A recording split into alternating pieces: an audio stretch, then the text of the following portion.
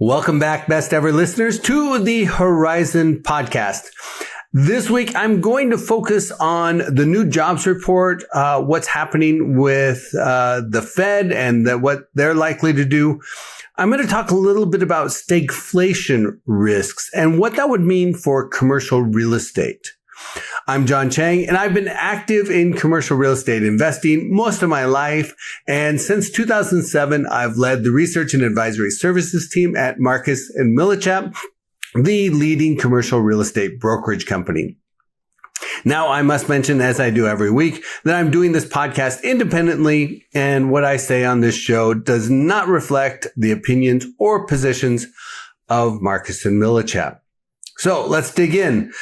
Well, we got some good news and some bad news. I'm going to start with the bad news. We got another weak employment report. Of course, the good news for commercial real estate specifically is that it pretty much locks in a rate cut by the Fed, and we're already seeing downward pressure on the 10-year Treasury. So the cost of financing for commercial real estate is getting less expensive. That may change, but I'll get into that in a minute. So the employment market, honestly, it's teetering. It's right on the edge right now. We only added 22,000 jobs in August, and July hiring was revised up by 6,000 to 79,000 jobs in July. But June was revised down by 27,000 jobs. So June was actually in negative territory. We lost 13,000 jobs in June based on the revision to that month, which is the last revision. And that is the first time the U.S. economy has lost jobs since December of 2020, which was at the tail end of the pandemic. And if you set aside the pandemic, that's the first time we've had a monthly job loss since 15 years ago in 2010. So the labor market is soft and teetering on the edge of turning into negative territory. Year to date through August, the U.S. has added just 598,000 new jobs, compared to this time last year.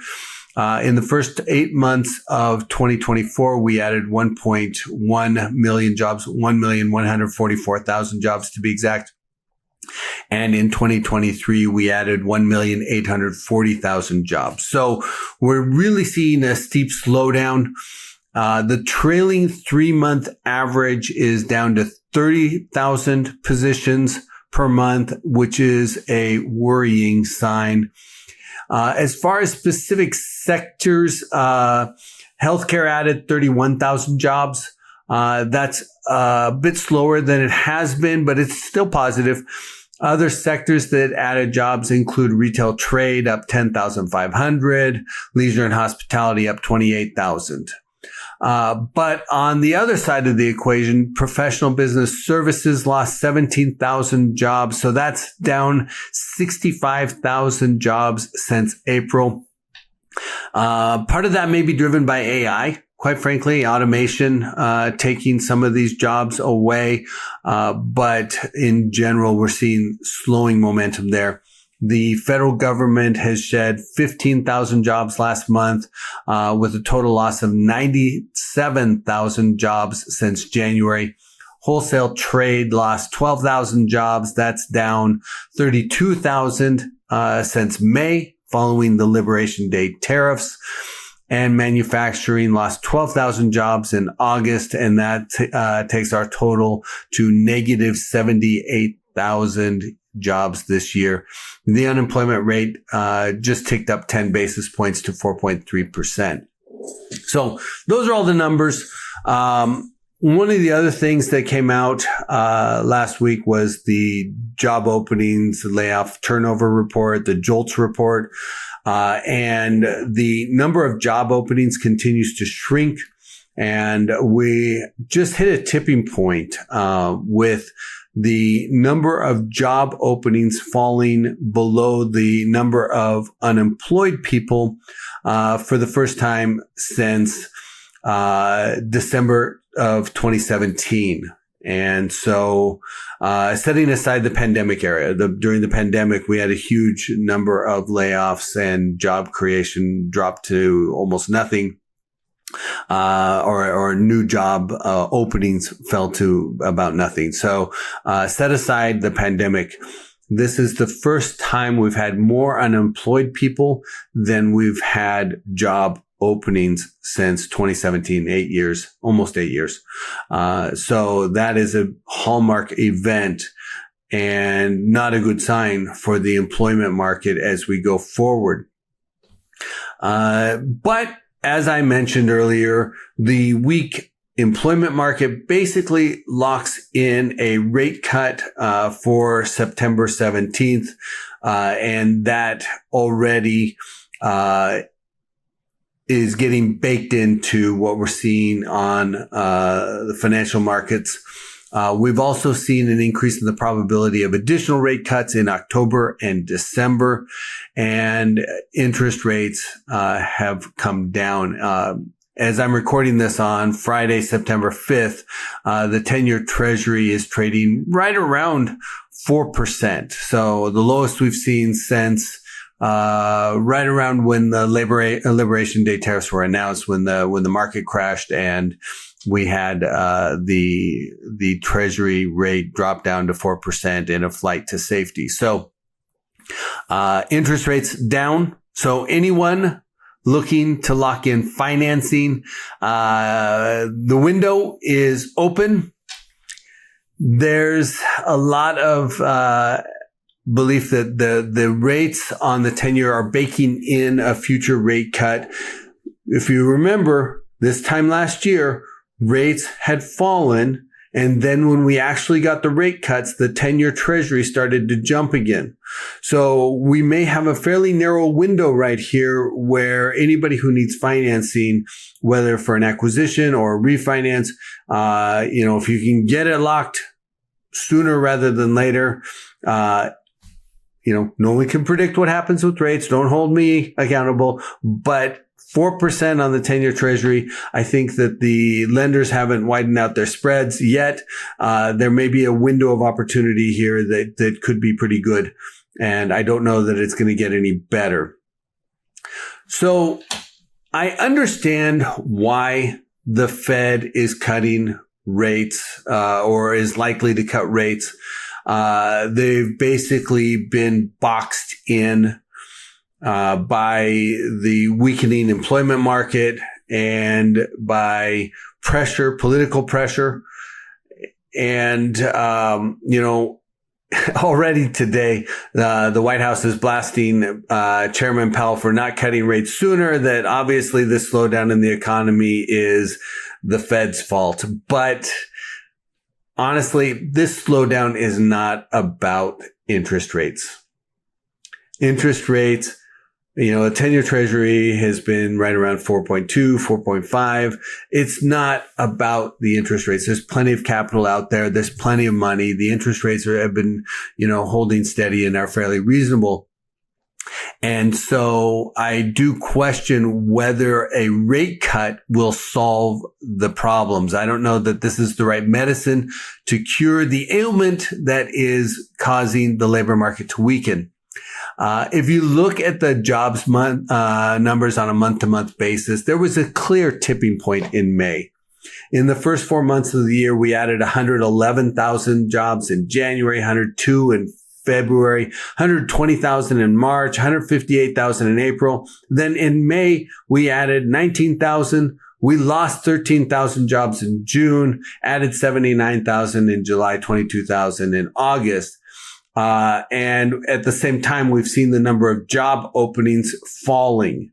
So in my opinion, this is less about interest rates and much more about the massive wave of uncertainty created by tariffs and the more stringent immigration policies. Since those policies were enacted, both consumer sentiment and CEO economic outlooks have fallen, which is weighing on business investment and hiring. Basically, we're operating in an uncertain economic climate, and the lack of clarity on policy and the impact of tariffs are weighing on business decisions. Business leaders have become more cautious, and they're slowing down their investment into growing their business. And that includes both capital expenditures as well as human resources and hiring. So even if we lower the rates, I don't know that a company is going to say, oh, well, the rates went down, I'm going to go start hiring again, even though I don't know what's going to happen with our economy and our tariffs and our immigration standards and all of the other things that are being baked into this. So I don't think this is a lack of confidence in, I don't think this is about interest rates. I think this is really much more about a lack of confidence in the policies and the policy clarity and the economic outlook. It's not about a shortage of capital or interest rates being too high. So even though the Fed is likely to reduce the overnight rate, I don't think it's going to solve the uncertainty or the lack of confidence in the economic outlook. And so we may be moving into a weakening employment market regardless of rate cuts. But the cost of capital will be cheaper. And as a result, I think for commercial real estate, this is creating a window of opportunity. The other thing that we have to remember is that the inflationary impact of tariffs is probably still out there. And I've mentioned this in past podcasts, but I think Jan Hatzius, the chief economist of Goldman Sachs, has it right. Companies have been eating the cost of the tariffs so far, but they will be passing those through to consumers in the future. And as a result, we could see increased inflation. So the Fed is responding, or will likely respond, to the weakening employment market with a rate cut. Whether or not they think that's the best solution or not, I don't know. But at the end of the day, it's pretty much baked into the market. So if they're going to change that trajectory, they're going to have to get out there really soon and start saying, hey, hold on, wait, we're not convinced that this is going to be the solution. But if they do, the political pressure is going to be severe. So if we still have that inflation come through, that puts the Federal Reserve into a tighter bind. But again, for commercial real estate, this does create a unique opportunity. For now, the cost of debt capital is down, and cap rates are still elevated. And I do still believe that Treasury issuance, by the federal government in order to pay the bills is going to put upward pressure on interest rates at some point in the next few months. But right now, we have a unique window of opportunity with lower interest rates. And I don't know how long that will hold. It could last. They could go even lower. I can't guarantee it one way or the other, of course.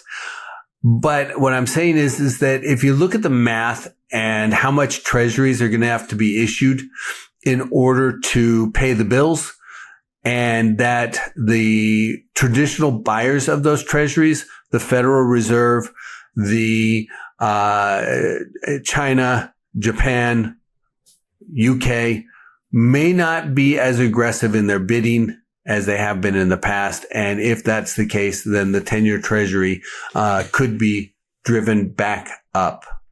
So that's a challenge. Now, if you take the current employment trend and you run it forward, I would have to say that the probability of a recession is rising. And if you believe that tariffs will push inflation higher, then that combination would lead to a stagflation scenario. And we have almost no data on how real estate performs in a stagflation scenario. So I'm going to give you a stab at what I believe this could mean for commercial real estate investors. And I'm going to start with apartments. I do believe that whether it's a recession or stagflation, I believe that apartment absorption would slow. If we start losing jobs, then household formation slows down, and as a result, the new demand for apartments gets weakened. I also think that mortgage rates, which traditionally follow the 10-year, mortgage rates are going to fall down a little bit here over the short term. And we could have more people moving out of apartments to buy houses. But I think that's a temporary thing. I'm talking couple months of activity driven by that, which would weaken the renewal rates a bit. But I think that household formation will be sufficient to offset that. And we should still sustain positive absorption, even if we have more people moving out to buy their first home. Now, going into a recession would slow down household formation, and that would slow down the absorption. But on net, I think absorption would remain positive on a national level, even through a recession. And I think that there would be some metros that would have a greater impact and some that would have a lesser impact from that slowdown in absorption. But when you think about it, the metros with the strongest economic outlook and growth drivers would probably be able to sustain stronger absorption. That includes markets like Dallas, Houston, Phoenix, Boston, New York, Miami, maybe Chicago, maybe the Bay Area, maybe Seattle, maybe Atlanta. And Charlotte. Those are markets that I think would have sustained positive demand even through a recession, assuming it's a mild recession. Markets that I think may have some challenges ahead if the recession bites would include vacation destinations like Las Vegas and Orlando. Although Orlando may hold up just because it's a very unique vacation destination, but I think it may soften a little bit regardless. Midwest markets probably see a slowdown again, but they don't have a lot of construction there. So the performance of apartments should be sustained in Midwest markets. And again, this is purely speculation. This is not based on great data, historical information.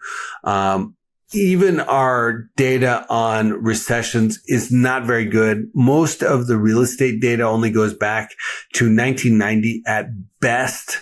Really that only captures a few recessions. One is the pandemic, which was completely different from anything we've been through.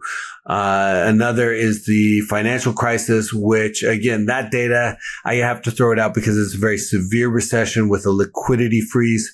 And that pretty much just leaves me with the recession of 0102 as a benchmark. And the quality of the data in 0102 isn't that great.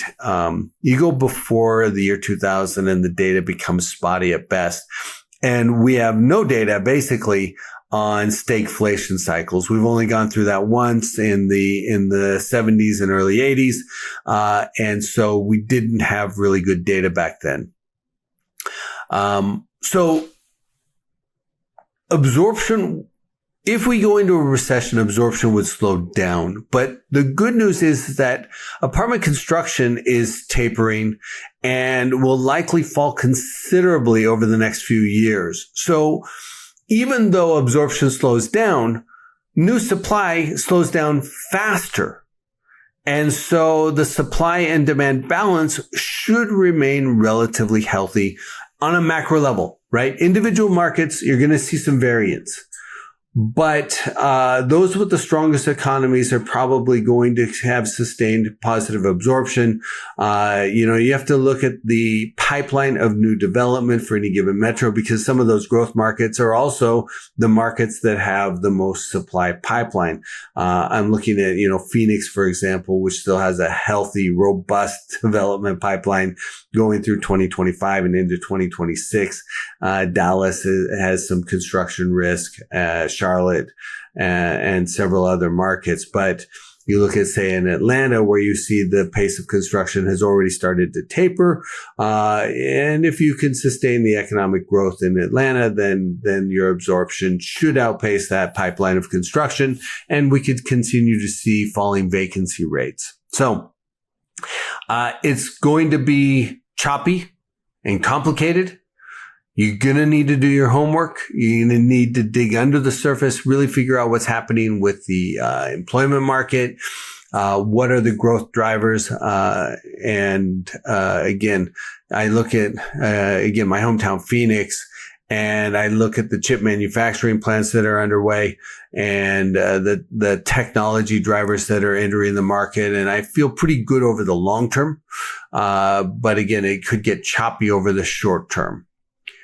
Looking at retail, again, I think the outlook for retail looks pretty stable. I think necessity-based retail centers outperform. I think that the grocery stores, shopping centers that have dentists and maybe urgent care clinics or medtail, those all perform well. I think entertainment and activity related retail will hold up pretty well if you have good demographics and generally higher income households in the draw radius of that retail center. I think if you look at retailers that are more dependent on imported goods, especially imports from Asia, I think that they face more headwinds. I think that the tariff risk is significant. So things could get choppy there. Weaker neighborhoods or places where you have weakening labor markets probably face a little bit more risk as well. As space goes dark, if there is someone who pulls out of a retail space, I think it is going to take longer to lease it up going forward than it has over the last few years. I think the pace of expansion by retailers is going to slacken if we go into a recession. And so it may be more difficult to backfill dark space going forward. So higher quality neighborhood centers are probably going to perform better and hold their own in this type of a climate.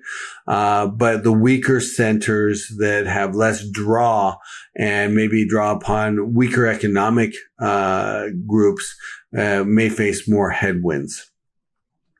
As for industrial, and I've said this in the past, I think the West Coast port markets face the greatest risk. The Port of LA and the Port of Long Beach both have roughly 50% of their imports coming from China. Even with displacement and shifting manufacturing around in Asia, it will take time. So I think West Coast industrial markets face more risk than others. Inland Empire comes to mind as a place where, we built a lot. And I think that the impact on trade could weigh on the performance of the Inland Empire a little bit over the coming quarters. But major warehousing hubs and transshipping hubs like Dallas and Chicago will probably hold up better.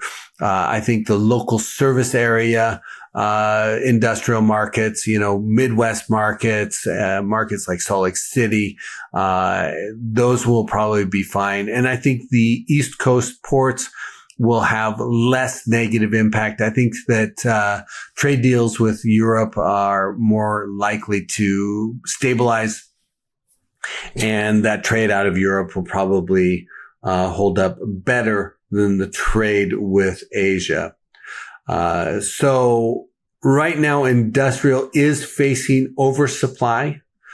We have built a lot of space. We've seen the vacancy rates rise, but the pace of construction is slowing down, and we should see more stability coming to the industrial market over time. Ultimately, long term, industrial is going to ultimately play through. I think that the demand drivers, when you look out 4 or 5 years, I think that they're solid, and industrial, no one's going to really regret being in the industrial investment market.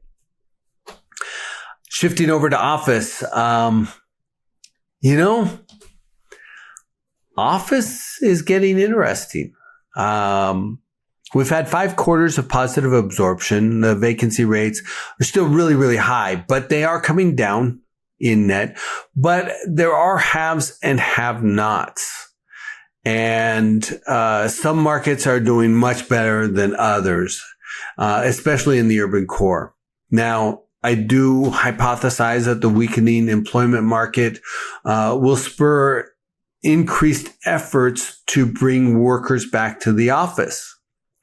So one of the things that I've theorized, I don't really have any proof, but when the labor market was super tight, the negotiating power of the employees was high. So when an employee said, no, I want to work from home, the company looks around and says, well, what are we going to do? The unemployment rate's very low. It's 3.5%. It's a 50-year low. There's a lot of wage pressure. The talent pool is thin. Fine. You can work from home. But if that shifts gears, if we see unemployment rate rising, we're already seeing a softening of the employment market. We're seeing the quits rate drop dramatically. We see the number of open positions is down. And so that shifts that negotiating power to the company. And many, many companies have reiterated a desire to have the employees working in the office. There are a lot of advantages to it. Some people say this is just, CEOs want people in the office so they can keep tabs on them or whatever. But I do firmly believe that there is value in having a team working together physically in one place. I see it with my own research services team at Marcus and Millichap, where my team is in the office 5 days a week. They collaborate, they talk, they learn from each other. And there are advantages to that. And I think the companies want that back. And if their negotiating leverage, if their ability to retain employees is not impacted negatively, or their ability to hire employees is strong, then companies are going to pull people back to the office more. And I think that bolsters the performance of office. I think that bolsters office space demand. Now, again, there's going to be haves and have-nots. There are urban cores that are recovering strongly, and there are urban cores that are still doing terrible.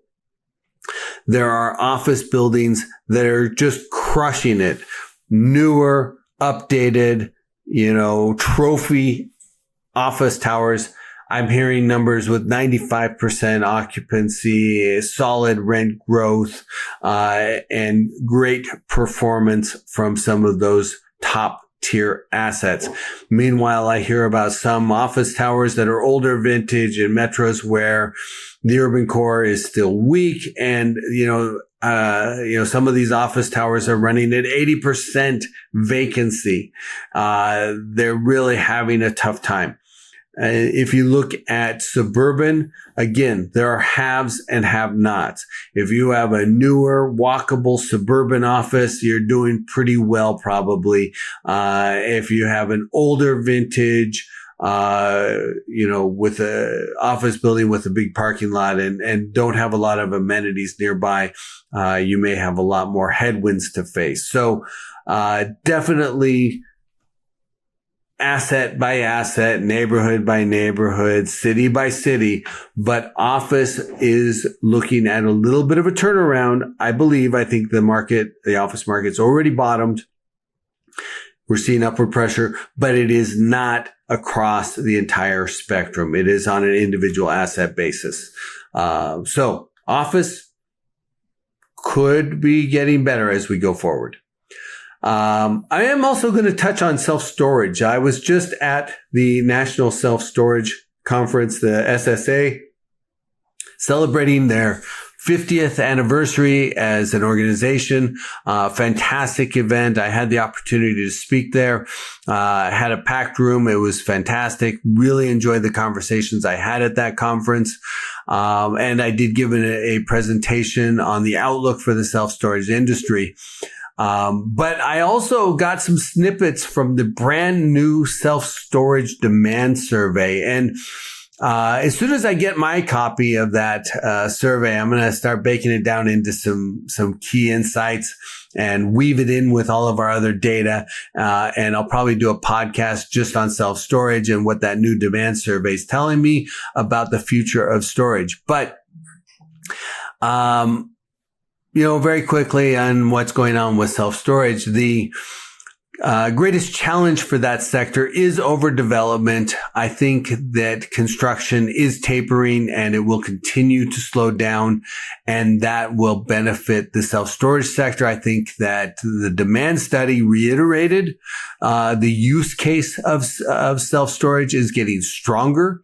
That the pool of people who plan to use self-storage is growing, that the length of time they plan to use the storage is increasing. The size of units they're looking at is increasing. So I think that based on the SSA demand study, the use case of storage continues to improve. If we see a slowdown in the pace of construction, that bodes well. Of course, a slowdown in the economy and slower employment market would weigh on the absorption of self-storage, just like most other property types. But I think, again, over the long term, the use case for storage gets stronger as we go forward. All right, I'm going to shift gears. I'm running a little bit long today. I'm at about 30 minutes, a little over 30 minutes now. But now for the horizon, as I go into my wrap up here, basically, I'm bullish on real estate, all types of real estate. Now, that goes without saying because I'm been in this industry a long time and I see the benefits it offers and the opportunities for value creation. We're definitely going to go through some choppy waters.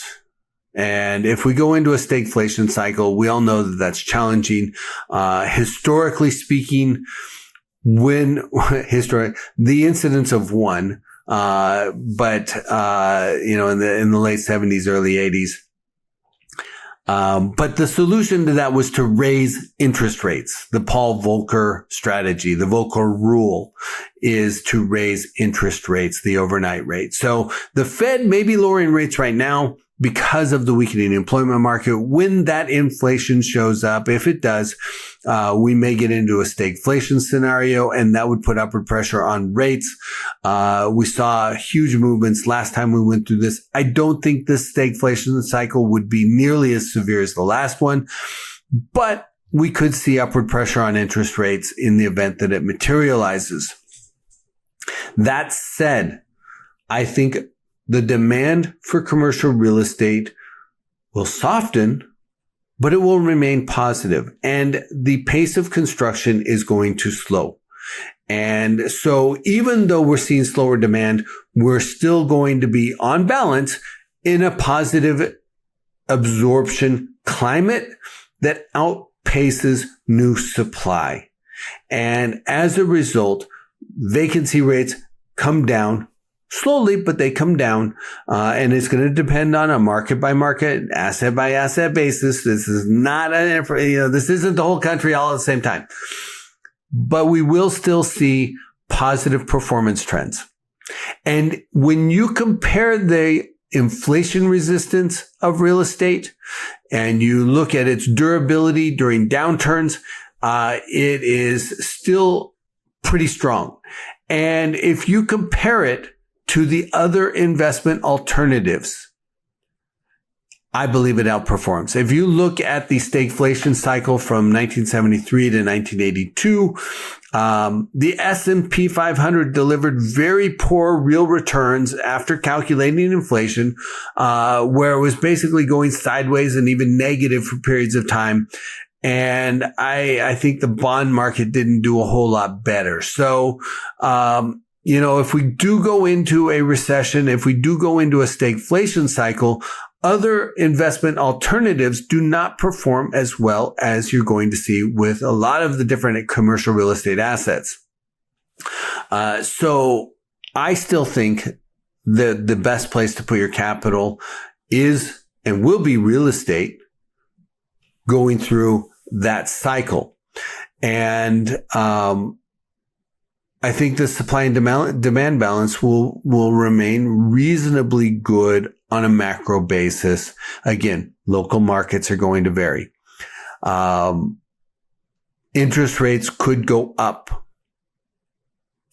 So over the short term, right now, today, until probably at least, the next 2 weeks,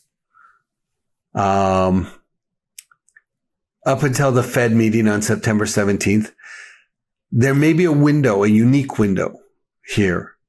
If it's like last year when the Fed reduces rates and the 10-year treasury pops, we could be in that cycle. We could face the issuance of treasuries that I mentioned earlier, could put upward pressure on rates. And if we fall into a stagflation cycle, the Fed may start to raise rates. So rates, I wouldn't count on them staying low for a long time. But we do have a window of opportunity right now. A slowing labor market, not good for any type of commercial real estate, and stagflation is certainly bad, but not as bad for real estate as other investments. So there you go. Our short-term outlook could get very choppy, but I think commercial real estate may be better positioned than other assets. And when you look long-term, past any recession cycle or any stagflation cycle, the momentum for commercial real estate remains sound. The demographics remain positive. The economic growth outlook for the country remains healthy over the long term. So I don't think anybody would regret getting into real estate, and when you compare it to the risk-adjusted returns available through other investment vehicles. So that's what I've got. Thank you for joining me, best ever listeners, to the Horizon podcast. Remember, if you get a chance, hit like, hit subscribe, hit follow, whatever it is to stick with me as we go week to week. I will be back next Sunday and every Sunday with real estate insights to help you understand what's really going on in the commercial real estate market. I will see you next week. And as always, keep your eyes on the horizon.